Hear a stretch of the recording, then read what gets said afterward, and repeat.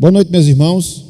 É com muita alegria e satisfação que nós iniciamos mais um programa, Bate-Papo e SCM. É um programa que está fazendo já parte dos trabalhos da nossa igreja e que tem como objetivo poder tratar de assuntos, de temas bíblicos, para que assim, de forma informal e também de maneira interativa, a gente possa estar aprendendo da palavra e compartilhando do Evangelho de Cristo, do Evangelho do Reino. Pois bem, o tema que nós iremos tratar hoje é o mesmo tema que nós iniciamos a tratar na semana passada, ou seja, o que a Bíblia diz sobre a pena de morte. O que a Bíblia diz sobre a pena de morte. E aí nós vimos, desde a semana passada, que esse tema é um tema um tanto quanto polêmico, mas também atual e sempre necessário de ser debatido, principalmente diante da situação que nós vivemos, mas em especial diante daquilo que a palavra de Deus expõe, diante daquilo que a palavra de Deus ela nos ensina. Então, basicamente, você vai encontrar duas posições em relação a esse tema, que é a primeira, em relação àquelas pessoas que são favoráveis ao uso, à utilização do recurso da pena de morte, e aquelas pessoas que são desfavoráveis, que não concordam. Então, a nossa linha de raciocínio, de acordo com aquilo que nós vemos na palavra de Deus, no caso, a minha linha, pessoalmente falando, é que quando nós olhamos para a palavra de Deus, quer seja para o Antigo, quer seja para o Novo Testamento, nós percebemos que a Bíblia, ela dá razão para a aplicação de pena capital para aqueles casos onde envolve homicídio doloso, ou seja, quando há intenção deliberada de matar. Então, nós queremos deixar essa posição de maneira muito clara, para que assim a gente não misture com outras ideias, e aí pensemos que a gente pode utilizar esse recurso para qualquer caso, para qualquer situação. Não. E aqui vale aquela ressalva que nós falamos na semana passada. No nosso país nós não temos ainda essa lei. Então, no caso de haver condições de uma alteração constitucional e houver proposta nesse sentido, uma vez que se submeta a esse princípio, nós observamos que não seria contrário à palavra de Deus. Por quê?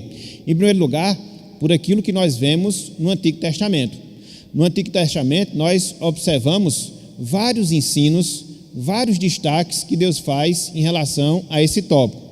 Desde a ameaça que ele fez àquelas pessoas que tirassem a vida de Caim, desde o pacto que ele fez com Noé, onde naquele pacto ele estabelece esse princípio que se alguém derramasse o sangue de outrem, o seu sangue seria derramado. Isso é um princípio moral. Então, esse princípio moral, ele é levado para a lei de Deus, quer seja no seu aspecto moral, quer seja no seu aspecto civil. Por quê? Porque no sexto mandamento nós vemos a ordem de Deus, não matarás. Então, existe um princípio onde Deus conserva, onde Deus defende a vida. E uma vez que esse princípio ele é desobedecido, a sanção, a punição que deve ser imposta em relação a ele, conforme Deus nos revela ali em Êxodo 20, era justamente a penalidade de morte. E aí você observa que no caso da lei civil, muitos outros casos, eles ampliaram esse tipo de recurso no Antigo Testamento. Quando nós vamos fazer uma análise bem rápida no Antigo Testamento, haviam pelo menos 30 crimes onde poderia ser utilizado a pena capital. Então, esses outros casos, esses outros acréscimos, nós precisamos enfatizar. Eles dizem respeito àquilo que regulava Israel como uma teocracia, quer seja a profanação do dia de sábado, quer seja o adultério, quer seja a desonra dos pais, quer seja a idolatria e tantos outros crimes. Então, esses crimes, eles têm a sua base na lei civil. A lei moral, ela só permite a aplicação da pena capital para os homicídios que nós chamamos homicídios dolosos. Então, que fique bem claro para que a gente possa entender em que casos devem ser aplicados ou em que caso deve ser aplicado, e assim a gente não faça uma distorção quanto à questão desse assunto. Então, nós queríamos passar a palavra para o nosso irmão presbítero Laildo, para que ele também possa dar a sua palavra em relação ao Antigo Testamento, poder corroborar conosco ou poder discordar, conforme nós falamos. Esse é um assunto que divide opiniões, e aí nós temos sempre as pessoas que são contra, nós temos as pessoas que são favoráveis, não há nenhum problema. Então nós estamos aqui para tratar, mostrar na Bíblia, e aí nós podemos chegar às nossas conclusões. Então nós vamos passar a palavra ao nosso irmão presbítero Laildo, para ele poder fazer os comentários dentro desse tópico. Pode falar, meu irmão. Bem, para que haja uma compreensão desse assunto, e os irmãos, ao longo do debate, os irmãos vão saber o meu posicionamento, que não é meu. Nós temos que compreender, ele está alicerçado em 3 pilares, e o tema é felicíssimo quando ele diz: o que diz a Bíblia a respeito da pena de morte? A pergunta em si é corretíssima. Diferentemente da sociedade, quando lhe pergunta se você é a favor ou contra a pena de morte. Para o cristão, ele tem que seguir algumas diretrizes para nós cristãos. E, primeiramente, o que a Bíblia diz. Quando falamos o que a Bíblia diz, primeiro pilar, estamos pisando no território sagrado. Segundo lugar, precisamos da iluminação do Espírito Santo para essa compreensão. E em terceiro lugar, nós sabemos que a Bíblia é o sopro de Deus, é inspirada por Deus. Então, quem é o autor? É o nosso Deus. São esses 3 pilares fundamentais para que nós possamos, eu ter um posicionamento e você ter um posicionamento é uma coisa, mas quando se trata do que a palavra de Deus diz, o nosso posicionamento é favorável ao que a Bíblia diz como ela do cristão, a regra de fé e prática do cristão. Então, são esses 3 pilares. Estamos pisando no terreno sagrado, precisamos da orientação do Santo Espírito e compreender, como o apóstolo Paulo diz lá em 2 Timóteo, toda a Escritura orientando ao jovem pastor Timóteo, toda a Escritura é inspirada por Deus para a correção, para a repreensão em toda a justiça. Então, devemos seguir esses parâmetros. Muito bem, meus irmãos, muito bem. Então, só a título de confirmação, eu até separei aqui alguns textos, nisso que nós estamos defendendo, que são essas razões que nós encontramos no Antigo Testamento. Em Gênesis 9:6, você vê o pacto que Deus faz com Noé, e nesse pacto existe a proibição de se derramar sangue alheio. E caso isso acontecesse, quem assim o fizesse seria penalizado com a sua própria vida. Um pouco antes, lá em Gênesis capítulo 4, versículo 14, Deus ele faz essa notificação em relação a Caim: se alguém porventura lhe tirasse a vida, também a sua vida lhe seria tirada. Então você vê esse cuidado que Deus tem logo nos capítulos iniciais da Bíblia Sagrada. Êxodo capítulo 20, você vai ver lá o 6º mandamento: não matarás.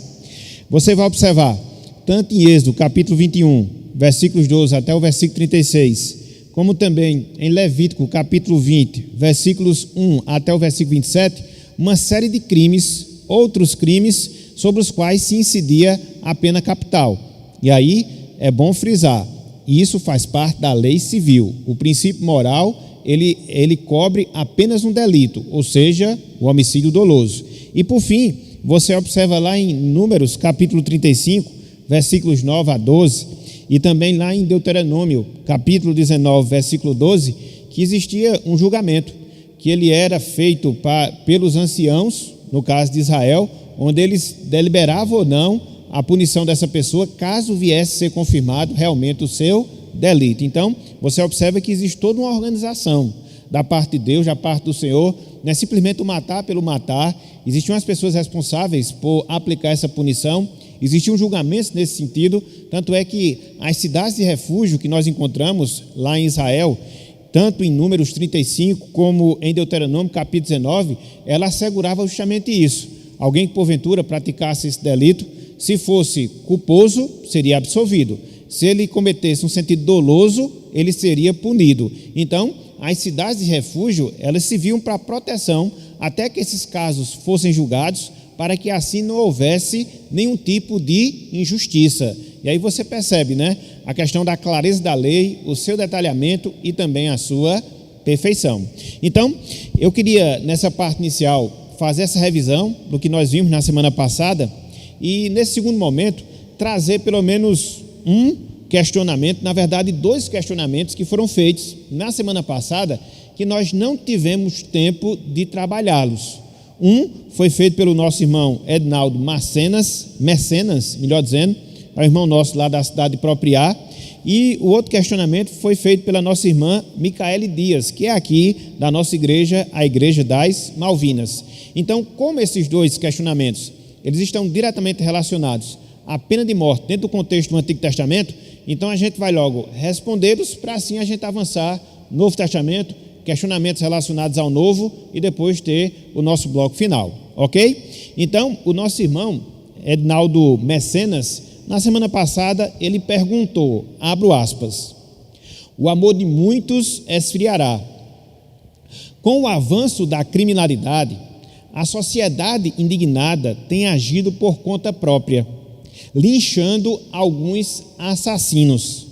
Ele pergunta, essa conduta é corroborada, ou seja, confirmada por Gênesis 9:6, quando Deus diz a Moisés que aquele que derramasse sangue alheio, o seu sangue seria também derramado? Então, é a pergunta que ele faz. Vocês, presbítero Laíro, já queria iniciar fazendo algum comentário em cima dessa pergunta? Se o fato das pessoas agirem por conta própria corroboraria o que temos lá em Gênesis 9:6, da parte do Senhor? Bem, só enriquecendo mais um pouco o contexto, nós quando vemos o 6º mandamento, quando Deus ordena não matarás, Deus é o autor da vida, Deus que criou a vida.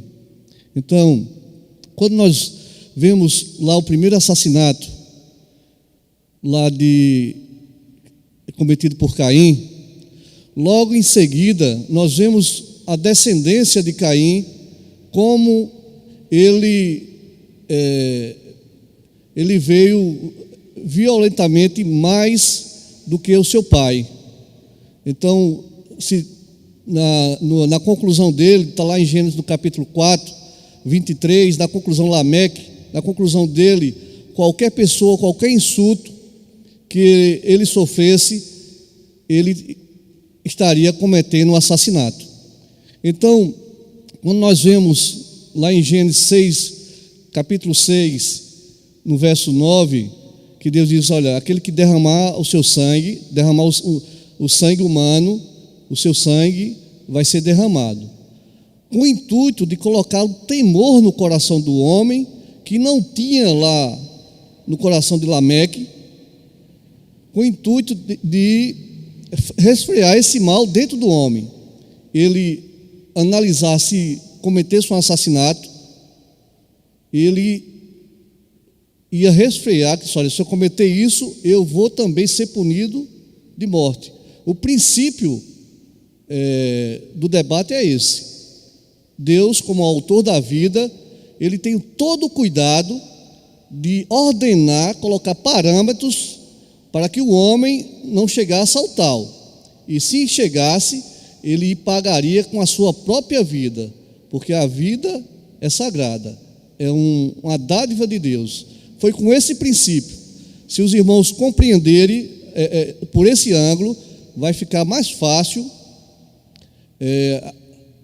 iniciarmos o debate.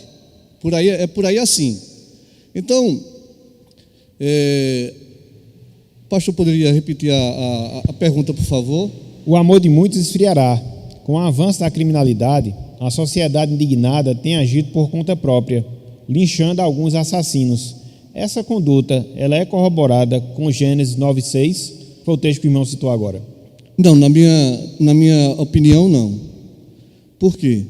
Porque Deus, sabedor disso, que o homem é propício para muitas das vezes fazer só o que lhe convém, só o que é necessário, Ele não deixa margem para que você possa fazer justiça com suas próprias mãos, com relação à pena de morte. Ele instituiu os magistrados, como nós vimos lá em Romanos, no capítulo 13, para que isso falando no Novo Testamento, como o pastor falou, lá em Êxodo 35, número 35, lá em Deuteronômio 19, Deus tem o cuidado de que o homem não venha cometer um equívoco com relação a isso, que ele institui as cidades de refúgio. Então ele instituiu ali em Números, você vê em Números 35 e vê lá em Deuteronômio, as 6 cidades de refúgio, para que aquele homicida ele pudesse se refugiar, e ali as autoridades constituídas por Deus, os sacerdotes, viesse a, vamos dizer assim, julgá-lo, e se tivesse uma execução conforme a ordenança de Deus. Deus não autoriza, nesse caso, você fazer olho por olho, dente por dente. Tem que seguir os parâmetros que Deus deixou. A prova a vida é tão preciosa para Deus que Deus, Ele tira aquele assassino da sociedade e coloca ele numa cidade de refúgio, até determinado período, até aquela causa fosse julgada e assim fosse dado o veredito. Se fosse um assassinato por motivos banais, e ele seria executado. Mas Deus, até isso, Deus teve o cuidado de recolher ele, tirar ele, para que assim ele não fosse lixado, como diz lá, apedrejado até, no caso aí, até a morte, até pelos próprios familiares dele. Ia para a cidade de refúgio. Ali o sacerdote analisaria o caso e assim, conforme o veredito, executaria a pena, e os familiares da vítima seriam convidados, só depois os familiares da vítima seriam convidados a presenciar aquele julgamento, aquela sentença, aquele derramamento de sangue, para que Deus, como autor da vida, Ele viesse ficar satisfeito com o desfecho final, conforme Ele ordena na palavra. Então, minha opinião, lá, a pergunta do irmão, ela não está associada a Gênesis 6:9. Muito bem. Então, conforme a gente viu, pelas observações que o nosso irmão fez, e essa análise ela deve ser feita, porque muitas vezes quando você defende e quando você fala nessa questão da pena capital, as pessoas logo querem associar a iniciativa própria de punir o criminoso. Não. Veja que Deus, Ele é muito organizado no trato que Ele tem com o ser humano. E quer seja no nível de família, quer seja no nível de igreja, quer seja no nível de sociedade, você sempre vai ter aquelas pessoas que estarão na condição de autoridade. Por exemplo, na família, a autoridade cabe ao esposo. Na igreja, cabe a liderança por Deus instituída. E na sociedade, a autoridade cabe a quem? Aos magistrados civis. Então, você observa que a penalidade que Deus impunha sobre as pessoas que cometessem os homicídios dolosos, não era qualquer pessoa que iria fazer isso. Eram os sacerdotes, os anciãos, julgariam o caso e só depois ele seria penalizado. Então, lá em Deuteronômio 19:12, eu não vou ler aqui agora, você pode ler depois, você vai ver isso. Os anciãos analisavam os casos e só depois a pessoa era punida ou não, uma vez que se detectasse que de fato ela teve a intenção de matar. Então, não cabe a justiça própria, isso é vingança, isso leva à anarquia e isso bagunça toda a sociedade. E não são nesses termos que Deus ele determina essa situação. Então, que fique bem claro, somente os magistrados civis, aquelas pessoas revestidas de autoridade, dentro da atribuição que lhe cabe, estas e somente estas podem fazer a aplicação e assim se harmonizar à vontade do Senhor. Ok? Então, espero ter atendido. Eu não sei se hoje o nosso irmão Edinaldo Mecenas está conosco, mas se tiver e puder dar um joinha ok, se ficou claro, seria bom, pois aí a gente sabia que tinha satisfeito a dúvida do irmão. Ok? Então nós temos aqui uma segunda dúvida, uma segunda pergunta que foi feita pela nossa irmã Micaele Dias. Ela diz o seguinte, prestem atenção: no caso de Davi, no qual premeditou o assassinato de Urias, segundo Samuel capítulo 11, a lei de Levítico e de Êxodo se adequaria, melhor dizendo, eu vou repetir, no caso de Davi, no qual premeditou o assassinato de Urias, segundo Samuel 11, a lei de Levítico e de Êxodo se adequaria? Veja, nessa questão de Davi, depois eu vou dar a oportunidade ao nosso irmão presbítero Laildo. Nessa questão de Davi, a gente vê uma coisa muito interessante. Por quê? Porque se você analisar bem, Davi ele foi passivo de perder a vida, não só pelo fato de ter cometido o assassinato, quando de maneira premeditada colocou Urias na ponta do conflito e assim ele estivesse mais suscetível à morte, como de fato aconteceu, mas também pelo adultério que ele havia cometido com a esposa de Urias, no caso Batseba. Então, na verdade, ele havia incorrido em 2 crimes sobre os quais, dentro da lei moral, dentro da lei civil, caberia a aplicação da pena de morte. Aí você observa, mas Davi não foi penalizado dessa forma. Será que essa lei foi comutada? Será que ela não foi aplicada no caso de Davi? Passou-se por cima no caso de Davi? Então, é uma peculiaridade que se faz necessário nós trabalharmos. Então, quando nós examinamos esse incidente, no caso de Davi, concluímos que Deus lidou pessoal e especificamente com a questão. Foi um trato entre Deus e Davi. Deus tratou diretamente com Davi. E é interessante porque quando Deus levanta Natã, que foi o profeta que procurou Davi para denunciá-lo do seu pecado, lá na profecia de Natã, é dito que a espada não se apartaria da casa de Davi. E de fato não se apartou. Se você analisar, depois que ocorreu esse fato, de Urias ter sido morto, de Davi ter cometido adultério, de tudo isso ter envolvido ali esses casos, você vai ver a violência acontecendo diretamente na família de Davi, entre filhos e assim sucessivamente. E é interessante que até mesmo o filho, fruto do adultério, que Davi ele teve com Batseba, essa criança foi morta. E Deus havia anunciado que a criança iria morrer. Essas 2 referências, depois você pode ler, está lá em 2 Samuel, capítulo 12, versículo 10 e também versículo 14.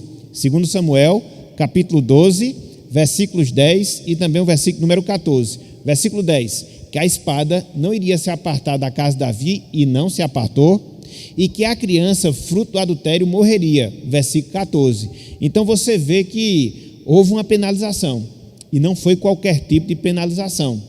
Davi viu a morte na vida da sua família, e você percebe aí que foi um trato específico, e se você analisar bem, foi muito mais intenso, porque Davi poderia muito bem ter sido castigado com a sua própria vida, mas ele tinha consciência do seu pecado e viu seus filhos serem mortos como reflexo do juízo divino. Então veja que a pena ela não passou desapercebida em relação a Davi. De certa forma ele sofreu as consequências e foi também com vida, não foi a dele, mas foi de seus filhos, de seus familiares. Então isso faz parte desse trato particular que Deus ele fez com Davi nessa questão específica. Então, é necessário aqui a gente fazer essa observação. Presbítero Laildo, queria fazer um comentário dentro desse item. Se tiver, o irmão esteja à vontade. Sim, eu vou chegar lá. Mas dizendo, não o meu posicionamento, mas conforme o que nos diz a Bíblia, para os dias de hoje, no caso de quem comete assassinato, crimes hediondos, aí um jurista ele pode enumerar isso aí. Deus não aboliu a pena de morte, a pena capital para os nossos dias, baseado lá em Gênesis 9, 6. Com relação a Davi, nós vemos que em muitas áreas nós pegamos Davi como exemplo, mas acrescentando um pouquinho, o pastor já foi bastante enfático nesse ponto. Davi ele não morreu a morte física nesse momento, a morte física, mas a morte espiritual, ele passou um bom período, o pecado cegou ele, então espiritualmente ele estava morto. E as consequências, diz Natã, o profeta Natã aponta o dedo para ele, diz que a espada jamais se apartaria da sua casa, se cumpriu. Então houve consequências inúmeras, mas na frente Davi, ele, como nós vemos lá no Salmo 51, o seu pranto, o seu arrependimento, Salmo 32, e fazendo um fechamento, Davi, a primeiro momento, não morreu fisicamente, mas ele passou um período de morte espiritual. E a morte física, ele trouxe a consequência para a sua família. O incesto entre irmãos, depois o irmão mata a irmã, depois o próprio filho queria tirar a vida do pai, e consequência da ação de Davi, consequência do pecado. Então, diz que sendo o pecado ele gera a morte, né? Nós não podemos, mais na frente, talvez nós trabalharemos nesse sentido, não está significado só a morte física, mas com relação, nós vamos, talvez o tempo vamos chegar lá, a morte espiritual. Então lá em Romanos diz, o pecado gera a morte. Então, era esse acréscimo que eu queria trazer para essa noite. Muito bem, meus irmãos, muito bem. Então a gente, de certa forma, encerra essa parte do Antigo Testamento. Eu só queria aqui fazer uma interação. Nós temos aqui duas mensagens, na verdade nós temos três. Um do nosso irmão Mateus Cavalcante, outro nosso irmão João Adelino e outro nosso irmão Benedito José, o nosso irmão lá da igreja de Cupira. Então, dessas três mensagens, eu queria fazer a menção aqui à de João Soares, porque ela está dentro desse item, e as outras duas, de certa forma, a gente vai ver adiante quando nós chegarmos no Novo Testamento, ok? Eu vou até pedir depois para Fabinho depois segurar essas duas perguntas para a gente poder trabalhá-las depois. Então, nosso irmão João Soares, ele disse: as cidades de refúgio eram destinadas àqueles que matassem alguém involuntariamente, a fim de que o homicídio não fosse morto por vingança. Então, está dentro daquilo que a gente falou, o presbítero Laildo falou. Então, existiam essas cidades, né, que nós chamamos de cidades de refúgio, justamente para proteger aqueles homicídios que não fossem dolosos, fossem culposos. Então, existia essa distinção para que assim as mortes elas não fossem feitas aleatoriamente. Então, isso é muito interessante. Você vai lá para Números 35, Deuteronômio 19, e vocês vão ver Deus falando acerca disso, ok? Muito bem. Então, agora a questão é o Novo Testamento. E mais uma vez nós apelamos para que vocês possam compartilhar esse vídeo e a gente poder chegar a 250 inscritos hoje à noite com a graça do Senhor. Então, a questão agora é o Novo Testamento. De certa forma, já ficou vencido, até mesmo nosso irmão Mateus Cavalcante falou, né? Já vimos que a pena de morte tem respaldo bíblico, mas trazendo para nós, crentes da nova dispensação, dependendo de vocês, o voto de adotar a pena de morte ou não, o pastor seria a favor ou não de adotar a pena de morte. A gente já vai chegar já na resposta a essa pergunta. Então, agora, a gente vai trabalhar o Novo Testamento. O Antigo Testamento, de certa forma, a gente já conseguiu vencer, esperamos ter tirado as dúvidas dos irmãos. Agora a gente vai para o Novo Testamento. O que é que o Novo Testamento diz acerca da pena de morte? O que é que o Novo Testamento diz acerca da pena capital? Meus irmãos, para a gente poder entender um pouco disso, mais uma vez a gente tem que fazer referência ao Antigo Testamento. Quando você percebe as três distinções da lei de Deus, a lei cerimonial, a lei civil e a lei moral, fica muito mais fácil de você trazer esse mesmo princípio para o Novo Testamento. Nós observamos que a pena capital estava inserida na lei civil e regulava vários crimes, mas nós também vemos que a pena capital, para os casos de homicídios dolosos, ela faz parte da lei moral de Deus. Logo, ela não pode mudar. Ela foi determinada antes mesmo de Deus entregar o decálogo, Gênesis 9:6. Assim como aconteceu com o casamento, assim como acontece com o trabalho, assim também acontece com a pena capital. O dia de descanso, a pena capital. Então, quando você vê a postura de Cristo, qual foi o comportamento que Cristo teve em relação a essa lei?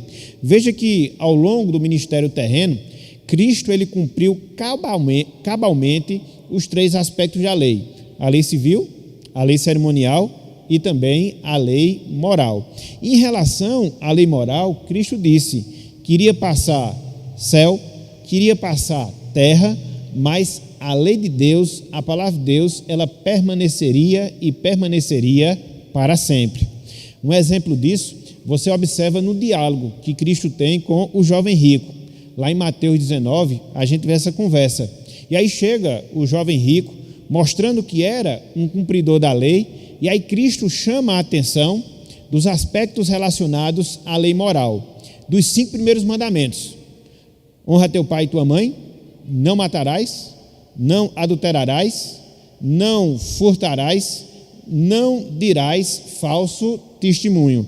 Então, o jovem rico, ele disse que cumpria todos aqueles mandamentos.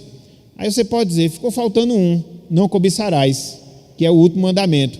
E por que Cristo ele não fez menção a esse mandamento? Porque ele queria apontar o pecado daquele jovem, porque ele era cobiçoso e não quis se desapegar às suas riquezas. Então veja que Cristo ele aceitou normalmente a lei moral. Uma vez que você entende que a pena capital ela está relacionada a essa lei moral, ela não passou, ela permanece nos nossos dias, ela é atual também para nós, repito, caso ela venha a ser adotada por um país dentro desta regulamentação. É muito interessante a gente poder fazer essa observação, porque via de regra, as pessoas gostam de fazer uma distinção entre a antiga aliança e a nova aliança. E às vezes elas chegam a dizer, não, eu sou crente apenas do Novo Testamento e não do Antigo Testamento. É um equívoco, É certo que a gente não está subordinado à lei civil. É certo que a gente não está subordinado à lei cerimonial. A lei civil porque a gente não vive dentro de uma teocracia. A lei cerimonial porque ela já foi cumprida na morte de Jesus. Agora, a lei moral, ela permanece para nós. E quando você vê Gênesis 9, Gênesis 4, quando você vê Êxodo capítulo 20, essa lei está lá: não matarás, não matarás. Quem assim agir vai ser punido com a sua própria morte. Então, isso não mudou. E aí você vê que Cristo, ele aceitou facilmente essa realidade. É interessante que quando a gente lê, por exemplo, Mateus capítulo 26, versículo 52, eu estou evitando de fazer a leitura das passagens para a gente poder ter uma conversa mais rápida, mas eu aconselho depois a vocês a conferirem essas passagens. Então, lá em Mateus 26, 52, Cristo ele é preso no Getsêmani.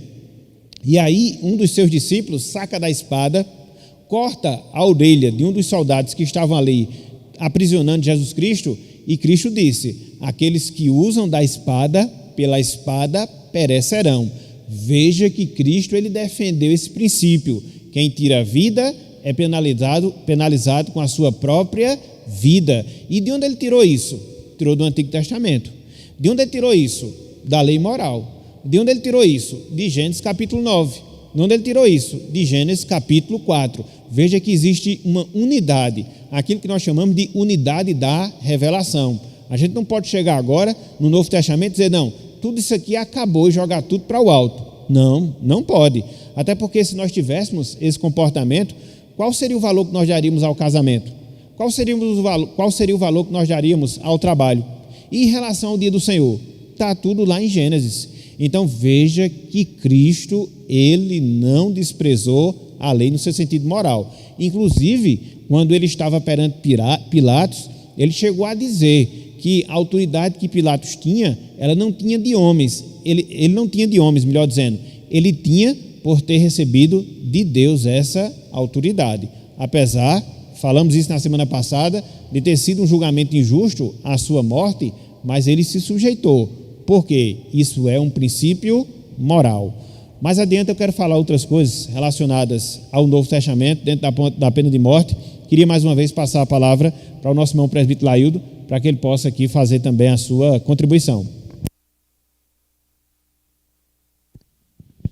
Irmãos, nós devemos compreender, nós não podemos ser crentes no Senhor só apenas no Novo Testamento. E para nós compreendermos várias doutrinas, o livro de Gênesis tem um significado do começo. Então tem o começo de vários requisitos, de várias ordenanças que Deus deixou para o seu povo, que não deixou como estatuto perpétuo. Quando Deus cria o Estado de Israel, ele escolhe Israel ali como uma nação governar, ele próprio governava. Israel vivia sob uma teocracia, a lei civil, e como uma teocracia, uma nação dele, governada pelo próprio Deus, Israel teria que ser exemplo para as nações circunvizinhas. Então, muitos aspectos está aí na lei civil foram abolidos. Quando chega no cerimonial, em Cristo Jesus, tudo se cumpriu. Mas na lei moral, quando ele entrega, nós vemos também que antes do decálogo, antes dele entregar as tábuas da lei a Moisés, mas ele já tinha as prescrições, mas quando ele diz ali especificamente no 6º mandamento, não matarás, ela está inserida na lei moral que vigora como estatuto perpétuo para a humanidade, especificamente para o povo de Deus. Então, nesse aspecto. Muito bem, meus irmãos, muito bem. E conforme nós dissemos agora há pouco, seguindo aqui o nosso raciocínio, no Novo Testamento, as palavras de Jesus Cristo foram claras nesse sentido. Mateus 26, 52, o princípio moral que ele já adotava. Quando a gente vai, por exemplo, para a vida do apóstolo Paulo e também para o ensino do apóstolo Paulo, a gente percebe que o ensino e a vida de Paulo, eles corroboram, confirmam o mesmo pensamento de Cristo, que por sua vez, o mesmo pensamento que a gente observa em todo o Antigo Testamento. Eu vou ler esses dois textos agora, porque se faz necessário. Lá em Atos 25, versículo 11, Paulo aqui está perante Festo, que era o governador da Cesareia, havia recém assumido o cargo, e ali Paulo estava sendo acusado de herege, e os judeus queriam penalizá-lo. Então, olha só as palavras de Paulo, Atos 25, versículo 11: caso, pois, tenha eu praticado algum mal ou crime digno de morte, estou pronto para morrer. Se, pelo contrário, não são verdadeiras as coisas de que me acusam, ninguém para lhe ser agradável pode entregar-me a eles. Apelo para César. Então veja aqui que Paulo, ele até se coloca passível de condenação, inclusive de morte, caso ele tivesse cometido um delito que merecesse essa punição. Ele aqui, ele não condena a aplicação, mesmo se fosse para ele, da pena capital, e se ele tivesse assim agido, se tivesse assim merecido, ele se dispôs a receber essa pena. Tanto é que as acusações eram injustas, ele apelou para César. Então veja que na visão paulina, na visão de Paulo, ele vem dando lastro a essa ideia da pena capital, desde que haja um crime que seja passível tal aplicação ou tal penalidade. Então você vê aqui na prática, ou seja, na vida do apóstolo Paulo. Mas não só isso, como eu gosto de dizer, no próprio ensino do apóstolo Paulo, a gente observa também isso. Lá em Romanos capítulo 13, do versículo 1 em diante, ele está falando das autoridades e da submissão que nós devemos ter a essas autoridades. Inclusive o apóstolo Paulo diz que toda e qualquer autoridade, ela é ministra de Deus. Veja que coisa interessante. Quer sejam aquelas autoridades que temem ao Senhor, quer sejam aquelas autoridades que não temem ao Senhor, o princípio é o mesmo. O princípio é o mesmo. Então, lá no versículo 4, que é um texto que via de regra a gente cita, e eu queria aqui lê-lo, ele diz o seguinte, Romanos 3, 13, versículo 4, visto que a autoridade é ministro de Deus para o teu bem. Entretanto, se fizeres o mal, teme, porque não é sem motivo que ela, no caso o Estado, a autoridade civil, traz a espada, pois é ministro de Deus, vingador, para castigar o que pratica o mal. O que é essa espada que Paulo fala aqui? Que é o direito da autoridade civil, que é o direito que a autoridade civil tem, é a aplicação da pena de morte, dentro do contexto do Império Romano. É interessante que essa expressão espada, que a gente vê aqui por Paulo, em Romanos 13, versículo 4, ela vai ser mencionada também lá em Atos 12, 2, quando o rei manda passar a espada, Tiago, o líder da igreja cristã ali naquela época. Então, essa espada, ela tem sempre a ver com pena de morte, com tirar a vida. E veja que no contexto lá, de Atos capítulo 12, foi um contexto injusto, ou seja, os cristãos estavam pregando o evangelho e por isso foram penalizados. Não estou fazendo menção a esse crime, até porque não é, mas somente a aplicação do termo espada.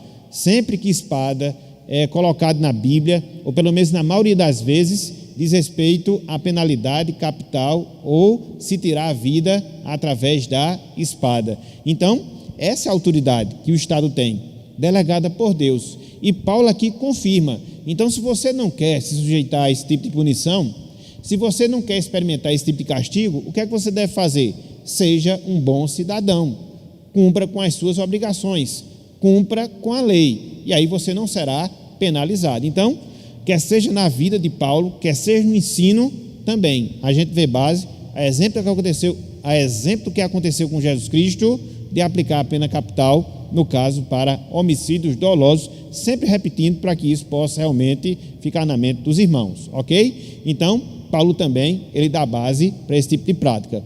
Presbítero Laílton, por favor, complete, dê a sua contribuição.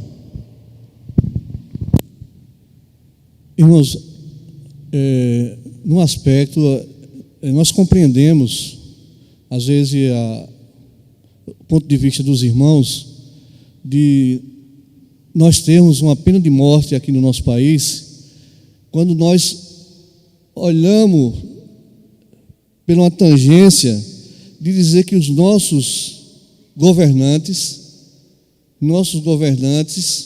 eles se corrompem, mas isso no contexto geral, lá em Amós, você já via os magistrados se vendendo por pouca quantia de valores. Você diz, não, se nós aplicarmos nosso país, se a Constituição for aprovada a pena de morte, vai ter muita injustiça mediante os governantes, eles muitas das vezes governam em benefício próprio e por aí vai. Mas nós não podemos perder de vista que, como nós vimos lá em Romanos, toda a autoridade foi instituída, os ministros foram instituídos para cumprir as ordenanças de Deus.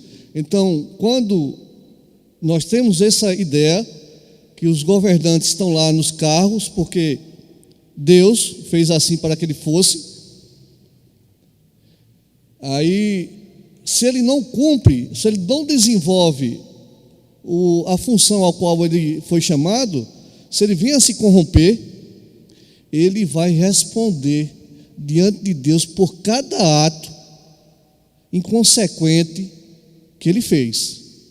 Então, se nós, quando descansamos nisso aí, nós vamos adentrar mais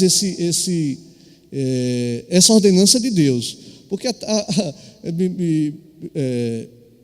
assim, só acrescentando um pouco, eu tenho de caminhada cristã, vamos dizer assim, somos um recém-nascido, em torno de 20 anos de caminhada cristã, somos uma criança engatinhando, mas nós vemos esse assunto não constantemente nos debates, nos estudos da igreja, mas é um tema bíblico. E outra coisa, quando dizemos que é um assunto polêmico, sim, concordo, mas estamos também indiretamente dizer que Deus é um Deus polêmico. E Deus não é. Entendeu? Assim o pastor pode me corrigir alguma coisa assim, nesse tempo nesse sentido. Então, é só um direcionamento.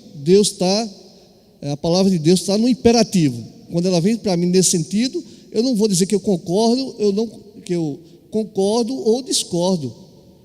Quando nós temos outro assunto periférico, que perguntamos se é a favor ou contra, aí sim, mas isso aí não deixa margem para que a gente venha discordar, porque é uma ordem, é um mandamento de Deus. Quando Jesus, lá em Pilatos, ele disse, olha, Pilatos fala para ele se ele tinha poder para absolver Jesus ali ou para livrar Jesus da cruz. Jesus foi enfático. Eu rogaria ao Pai, Pilatos, e tu fica sabendo que nenhuma autoridade é constituída nessa terra se do céu não lhe for dado. Falando explicitamente para Pilatos que a autoridade, mesmo que seja uma autoridade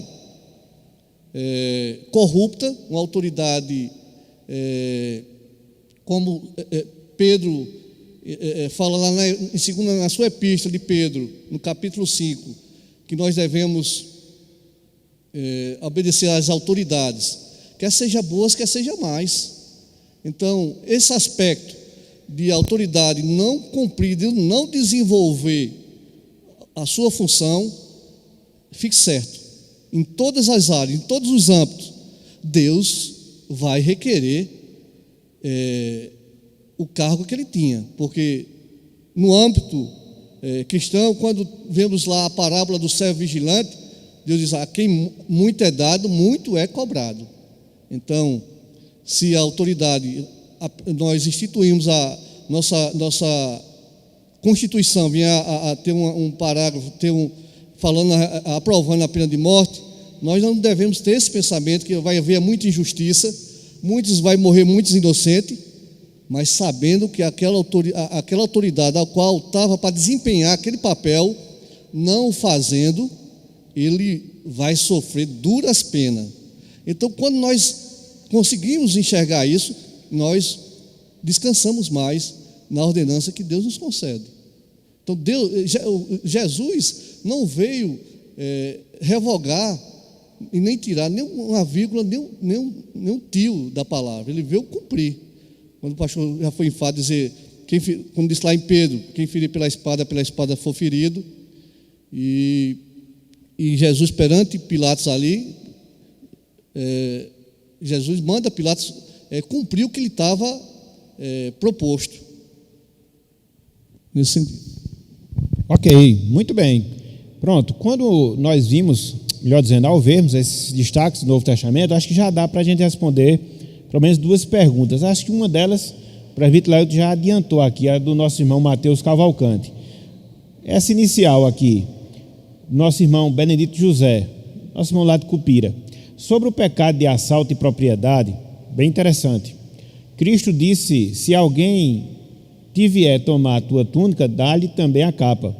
Cristo foi bem claro. Em nenhum momento temos que reagir.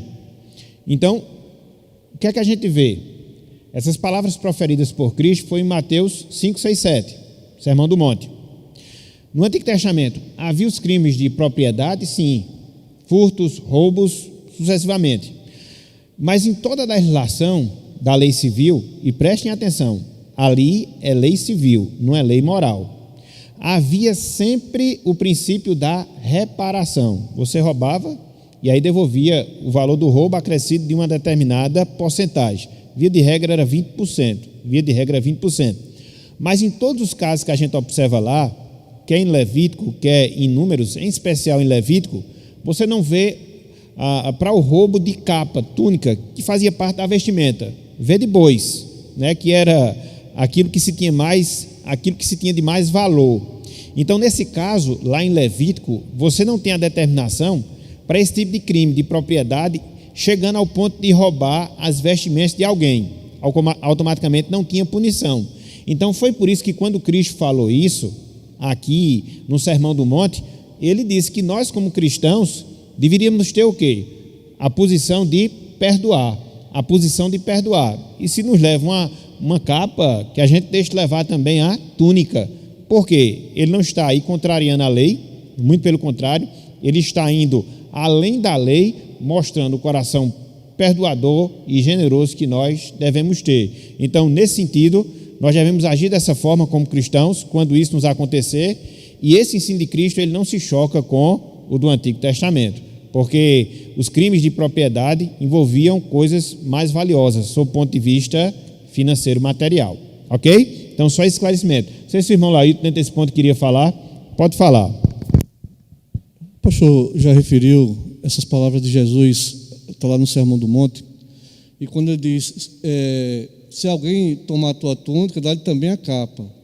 Cristo foi bem claro. Quer dizer, se alguém bater numa face, dá-lhe outra. No sentido que o cristão, ensinamento de Jesus ali, ele está dizendo, o cristão, bem-aventurados os pacificadores, os mansos de coração. E nós vemos, podemos extrair aí de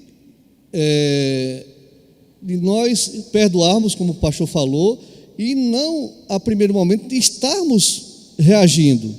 Você vê que é tão belos os ensinamentos que traz para a gente hoje a recomendação, se a gente for anda paralelo, se nós for acometido de um assalto, é de nós não estarmos reagindo. Se alguém te pedir a túnica, dá-lhe também a capa. Então, é nesse sentido, se alguém mandar nós como cristãos de ser pacificadores e estarmos suportando, se temos uma milha para andar, como se está proposto uma milha, para que haja um bom relacionamento, nós devemos andar até mais de uma, vamos botar assim, 2 milhas, e assim sucessivamente. Quando depender de vós, tende paz com todos os homens. Está lá em Romanos, no capítulo 12. Muito bem, meus irmãos. Então, acho que está respondida. Em relação à pergunta do nosso irmão Cavalcante, na verdade, a opinião que ele pede, né? Ou seja, se houvesse uma mudança na nossa Constituição, lembrando que nós temos algumas cláusulas pétreas, que são aquelas cláusulas principais que você não pode mudar, a não ser que seja por uma Assembleia Constituinte. Então, a gente não tem nenhuma previsão de ter Assembleia Constituinte tão cedo. A última que nós tivemos foi a de 88. Então, no meu ponto de vista, se houvesse uma Assembleia Constituinte e dentre os itens que fossem alterados, que fosse incluído a pena capital para os casos de homicídio doloso, seguindo os trâmites legais, do amplo direito de defesa e toda a sequência judicial, eu particularmente não seria contra. Seria uma harmonização àquilo que a Bíblia diz. Agora, todos esses trâmites têm que ser percorridos. Ok? Muito bem. Dentro desse item, queria falar alguma coisa? Muito bem. Então, eu queria só fechar aqui. A gente acabou passando um pouquinho do horário, mas não tem problema não. Porque a gente está chegando no finalzinho mesmo. Para não ficar sem pergunta, para não ficar a pergunta sem resposta. O nosso irmão pastor Demóstenes Corrêa, ele perguntou semana passada: um magistrado cristão deve seguir os princípios estabelecidos pelo país ou os princípios estabelecidos por Deus? E ele prossegue: ele aprovar a pena de um crente em um país que exerce a pena de morte é certo? Então você vê aqui que pelo menos tem 3 perguntas, né? Então um magistrado, um juiz, ele deve ser uma autoridade constituída observando aquele princípio no Senhor. Importa obedecer a Deus do que aos homens. Então, as suas decisões em relação à lei vigente no país, elas têm que estar sempre subordinadas à ética cristã. Alguma coisa que fira a ética, com certeza não será correto ele julgar nesse sentido. Então, uma vez que o país estabeleça a pena de morte para crimes dolosos, ele tem que aplicar a lei, até porque esse princípio é defendido na palavra. E se for um crente, se um crente chegar a cometer esse crime, ele também vai ter que responder. É aquilo que eu sempre gosto de dizer: o pau que bate em Francisco tem que bater em Chico. Então, se um crente chegar no momento desesperador, que não seja por legítima defesa, mas seja por dolo, por vontade de fazer, isso pode acontecer? Tratando hipoteticamente, pode. Então, ele tem que ser penalizado com os rigores da lei, diferente dele se cometer esse crime em legítima defesa, até porque até a lei do nosso país, ela dá guarda. Quando você comete um crime, inclusive tirando a vida de alguém, sendo a sua legítima defesa, você não será penalizado com os rigores da lei por causa disso. Então, cada caso é um caso. Então, tratando dessa questão de alguém que se diz cristão, chegar ao ponto de tirar a vida de uma pessoa, e se na lei desse país vigorar tal punição, ele tem que receber as sanções da lei. E se um juiz assim o fizer, não estará pecando. O juiz não pode fazer e trabalhar com a legislação que fira o evangelho. Por exemplo, num país se determina a morte de cristão, um juiz vai julgar esses casos? Eu acredito que não deve ser certo. Ele deve renunciar ao cargo, até porque não vai adiantar ir de encontro à lei de Deus, mesmo que obedecendo à lei do seu país. Então, somente fazendo essa ressalva aí, tudo tem que ser feito no Senhor, ou seja, na ética cristã. Ok? Presbítero Laudo, queria falar alguma coisa nesse ponto? Quando nós tocamos nesse ponto, nós podemos até levantar o tema de outro estudo a respeito se o cristão deve se envolver com a política. Irmãos, no princípio, nos dias de hoje, nós precisamos ter e ver os exemplos dos nossos irmãos que preferiram ser jogados na fornalha de fogo, como Sadraque, Mesaque e Abidnego, fazer a vontade de Deus e não foi a palavra: fica tu sabendo, ó rei, que se Deus nos quiser nos livrar, nós precisamos ter essa fé, nós precisamos estar trabalhando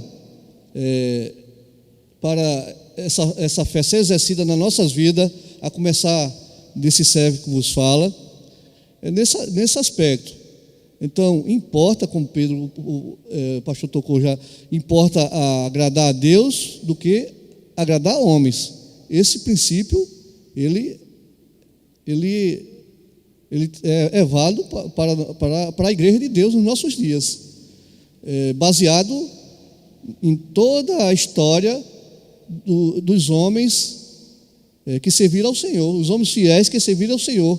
Quando você vai lá para Hebreus, no capítulo 11, os heróis da fé, muitos ali foram cerrados, muitos foram decapitados, mas não negaram a sua fé por amor e por zelo do Deus ao qual ele servia. Nós precisamos trazer esses exemplos, esse encorajamento para nós cristãos, para a igreja do povo de Deus no geral, para os nossos dias. Muito bem, meus irmãos. O nosso irmão João Soares sempre nos auxiliando aí com as suas dicas do direito, né, prestando esse serviço aí. Ele diz o seguinte, acho que é o Código Penal, né? Ele está prestando essa assessoria jurídica para o programa. Então ele diz o seguinte, não há crime quando o agente pratica o fato. Em que condições? Em estado de necessidade, quando você tem uma necessidade ali e é necessário você tirar a vida de alguém, isso não implica em crime. 2, em legítima defesa, então eu estou na minha casa, estou sendo invadido por um ladrão, eu tenho que me defender, e se chegar ao ponto de eu tirar a vida dele, então a lei me dá esse amparo, já como lei do nosso país. 3, em estrito cumprimento do dever legal. Um policial, por exemplo, quando ele está numa operação, ele vai deixar ser baleado e morrer? Não, ele vai ter que proteger a sociedade e a si mesmo. Então não há crime, a lei dá essa cobertura. E no exercício regular de direito, dependendo da função que você esteja exercendo. Então, está no Código Penal Brasileiro, artigo 23. Então, algum crime que venha a ser cometido em legítima defesa, que gere morte, nós temos amparo até mesmo pela lei do nosso país. Então, a gente agradece aí essa indicação aí da lei, nosso irmão João, porque corrobora com isso que nós estamos falando, ok? Então, meus irmãos, eu acho que a gente venceu. Depois de 2 dias de programa, mais de 2 horas de programa, a gente conseguiu vencer esse debate em relação à pena de morte. Então, eu só queria aqui deixar uma palavra final dentro desse tema, que é algo que muitas vezes a gente não dá muita importância, que é aquilo que a gente chama de entendimento confessional. O entendimento doutrinário que a gente tem a partir das confissões de fé, que eram resumos doutrinários que as igrejas tradicionais elas tinham. E aí eu tive a curiosidade de procurar o item relacionado à magistratura civil e, em especial, a pena capital. E é interessante, meus irmãos, tanto na Confissão de Savoy, que é a nossa confissão, a Confissão dos Congregacionais, ela é datada em 1658, no artigo 24 ele trata sobre isso, a magistratura civil e o poder que os magistrados têm de aplicar, inclusive, a pena de morte. Você vai encontrar isso na Confissão de Fé de Westminster, que é a Confissão de Fé dos Presbiterianos. É datada entre 1643 a 1646, lá no seu artigo 23, trata sobre isso. Você encontra na Confissão de Fé Batista, na Confissão de Fé Batista de 1689, lá no artigo 24, também uma cláusula que trata sobre esse tema. Você vai encontrar no Catecismo de Heidelberg, que é o catecismo que pauta a doutrina da Igreja Reformada, ele é o mais antigo, 1563, no domingo 42, nas perguntas relacionadas a esse dia, você também vai ter o trato do magistrado civil e a sua autoridade, inclusive com pena de morte, porque era uma prática comum naquele período. Então você vai ver que doutrinariamente a gente está respaldado pela Bíblia, a gente está respaldado pela história, a gente respeita quem tem um pensamento divergente, contudo a gente tem esses subsídios aqui para poder tratar e defender assim o nosso pensamento bíblico e histórico confessional. Então a gente tem essa base, em alguns casos até mesmo da legislação. Então eu queria deixar aqui esse lembrete, vocês podem pesquisar depois, caso não tenham esses documentos, nos peçam, pode colocar aí no comentário, então pedir pelo WhatsApp e a gente repassa para você. Confissão de Fé de Savoy, artigo 24. Confissão de Fé de Westminster, artigo 23. Confissão de Fé Batista, artigo 24. Catecismo de Heidelberg, domingo 42. Em todos esses documentos de fé, nós encontramos essas cláusulas relacionadas ao direito do magistrado de, a depender do caso, aplicar a pena capital. Ok, meus irmãos? Que Deus nos abençoe, meus irmãos. Está assim encerrado nosso programa na noite de hoje. Amém.